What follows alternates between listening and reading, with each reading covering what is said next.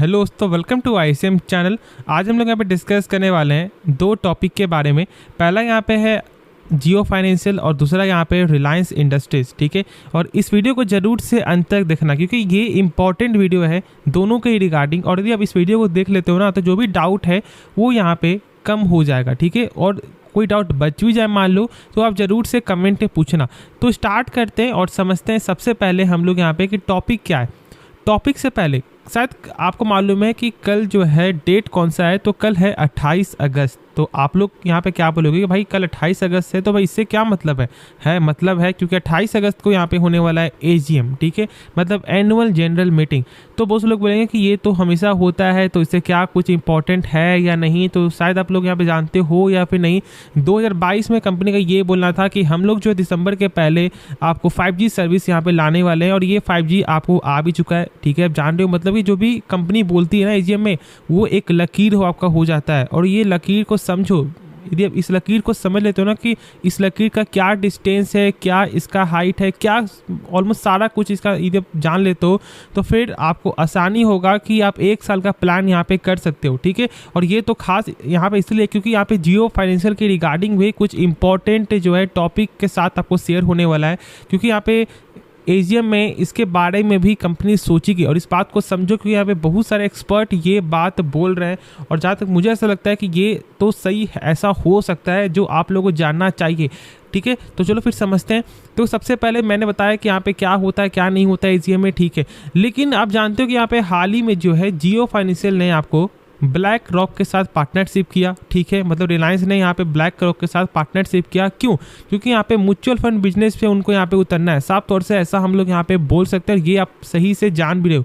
फिर आप जानते हो कि यहाँ पे जब अभी फिलहाल एक डाउट क्या हो रहा है कि क्या ये NBFC में आएगी या फिर नहीं आएगी। देखो, NBFC में जरूर आने वाली है, लेकिन कौन से सेक्टर में आने वाली है, ठीक है, ये अभी तक हम लोग को सही से मालूम नहीं है। मतलब कि नॉन बैंकिंग फाइनेंशियल जो है उसमें कौन से टॉपिक में आ रही है, मतलब कौन से क्षेत्र में आ रही है, कौन उनका सेक्टर हो रहा है, ये सब अभी हम लोग को सही से नहीं मालूम इसके बारे में। बस हम लोग को इतना मालूम है कि हाँ, कंपनी NBFC में तो आने वाली। लेकिन एक चीज़ तो यहाँ पे साफ हो चुका है कि कंपनी मेन आपको मर्चेंट में फोकस कर रही है।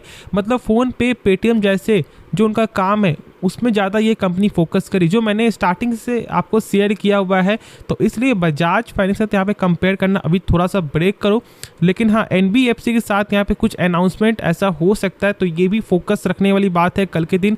साथ साथ यहाँ पे आप जानते हो कि रिलायंस का आपको जो है IPO भी लॉन्च हो सकता है। अब ये लोग ऐसा बोल रहे हैं क्योंकि देखो, आप जान रहे हो कि कंपनी ने आपको हाल ही में जो है 1% स्टेक अपना सेल किया। मतलब आपको रिलायंस रिटेल का जो है 1% स्टेक उन्होंने यहाँ पे सेल किया। ठीक है, इस चीज़ के बारे में आप लोग सही से जान रहे हो। 1% स्टेक किसको? यहाँ पे कतार इन्वेस्टमेंट अथॉरिटी को।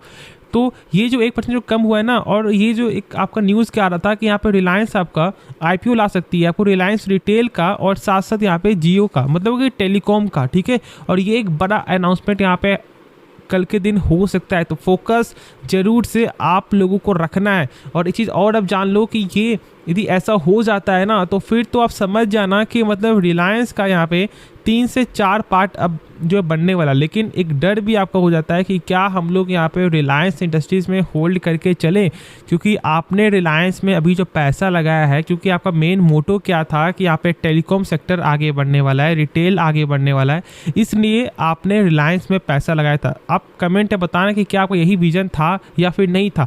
तो ये चीज़ आप समझो कि यदि मान लो कि यहाँ पे रिलायंस रिटेल और जियो का अलग अलग हो जाता है, तो क्या हम लोग यहाँ पे इंडस्ट्रीज़ को छोड़ देंगे? तो देखो, तो उसके बाद उसका मेन क्या बच जाएगा? ऑयल। ठीक है, जो उनका मेन बिजनेस से, जो उनका मेन आपको रेवेन्यू उससे आता है, लेकिन वो एक अलग सेक्टर से बिलोंग हो जाता है। ऑयल सेक्टर एक ऐसा सेक्टर है जो मुझे तो फिलहाल पसंद नहीं है, क्योंकि इसमें बहुत ज़्यादा आपको वोलेटिलिटी है और बहुत से लोग इतना ज़्यादा यहाँ पे जो है ना वोलेटाइल को जो है आपको सह भी नहीं सकते हैं। ठीक है, बहुत सारे लोग हैं, तो इसलिए मेरे साथ ये ऐसा हो जाता है ना, तो आप ज़रूर से क्या करना कि भाई रिटेल या फिर टेलीकॉम या फिर फाइनेंशियल में अपना परसेंटेज निकाल कर पैसा बांट लेना, क्योंकि रिलायंस इंडस्ट्रीज फिर बहुत ज़्यादा ही स्लो हो जाएगा। इस बात को समझ लो। ठीक है, मैं पहले ही आपके साथ यहाँ पे शेयर कर देता हूँ।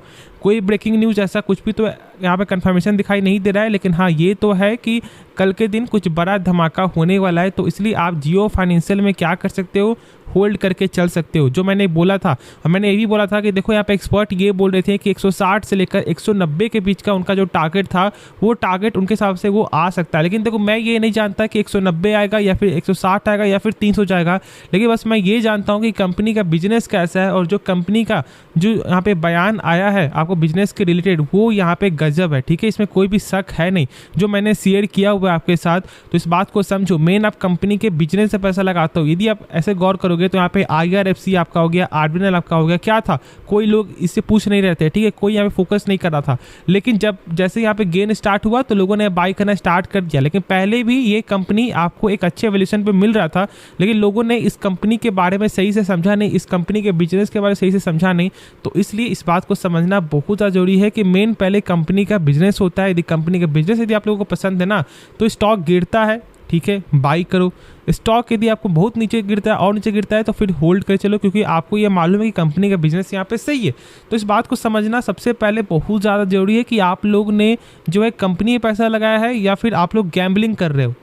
बाकी आपका सारा आंसर आपके साथ यहाँ पे शेयर हो जाएगा। और मैंने कल के वीडियो में शेयर किया था कि यहाँ पे आपको मोतीलाल ओसवाल ने जो है क्या किया है, स्टेक यहाँ पे बाई किया है। ऑलमोस्ट आपको 700 करोड़ से भी ज़्यादा का उन्होंने यहाँ पे अमाउंट डाला है जियो फाइनेंशियल में। ऑलमोस्ट आपको 3.5 करोड़ शेयर उन्होंने बाई किया है 202 के प्राइस में, ऑलमोस्ट जहाँ तक मुझे यहाँ पे याद है।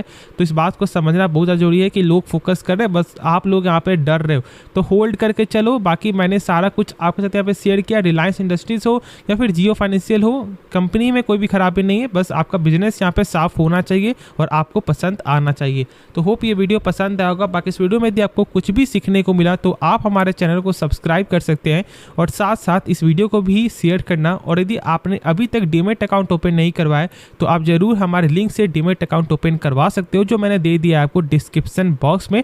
तो एक बार जरूर से चेकआउट कर लेना। तो मिलते हैं नेक्स्ट वीडियो में।